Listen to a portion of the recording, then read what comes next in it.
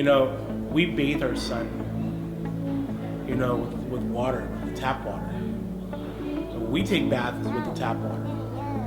And with all the chemicals and all the stuff that's in that water, I can only imagine, what could potentially happen to my son.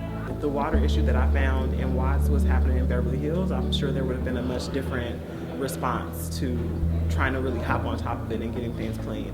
And I know that in areas where there are high populations of Black and brown children, parents who have to work, who are unable to really be as active in the schools as they might like to be. If nobody is notifying the parents or the children that these issues exist, then who's going to be the person that advocates on behalf of these people?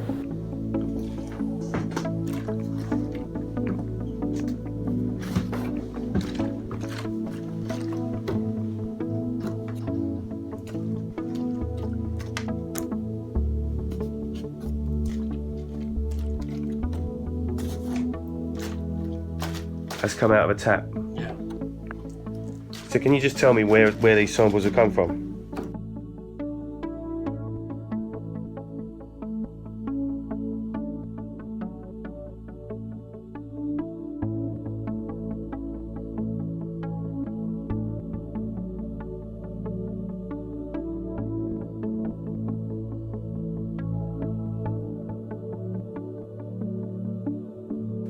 Yeah, the lady that gave that to me, gave it to me.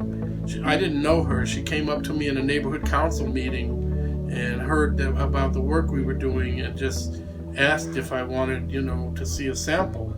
And I said, yeah, and she pulled it out of her purse like that. It's been in a bottle ever since. She was drinking from those pipes. What she would do is run the water every morning for an hour, which was costing her a fortune, I suppose. 100% of the residents in Jordan Downs, of the people surveyed, participants in the survey, said they had to buy water. They had to buy outside drinking water because they did not have access to clean drinking water, either because they didn't trust it, because the water was brown or murky. So almost all the respondents, almost universally, said they had to buy water.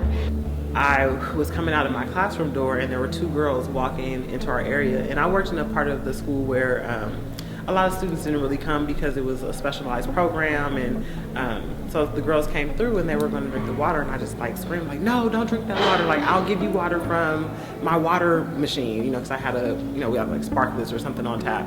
I'll give you water, just don't drink that, that water fountain's not even supposed to be on. And they were like, well, what's happening, miss?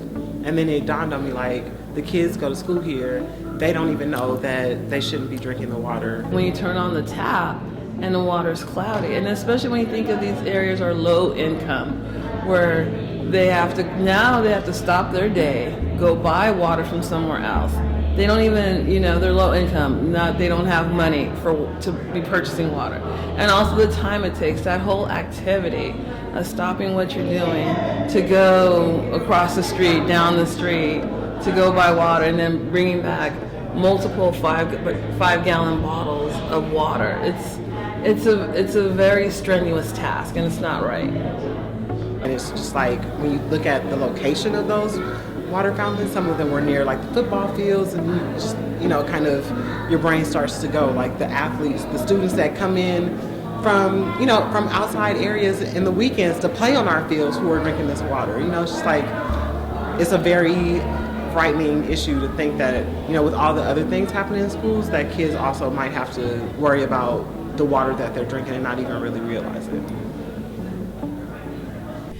Well, what prompted our interest in filing this bill was learning that over 1 million Californians do not have access to safe, clean, affordable drinking water. I was actually quite shocked. Here in California, we've just learned 300 communities without access to clean, safe drinking water. As a special education teacher, when you really think about your students' disabilities and the impact that their disabilities has on them, the origins of their disability, how it can be treated, it's scary to think that something that's supposed to replenish them and make them healthy, water, could possibly exacerbate some of the conditions that they have. It's just kind of a scary thought when you think about it.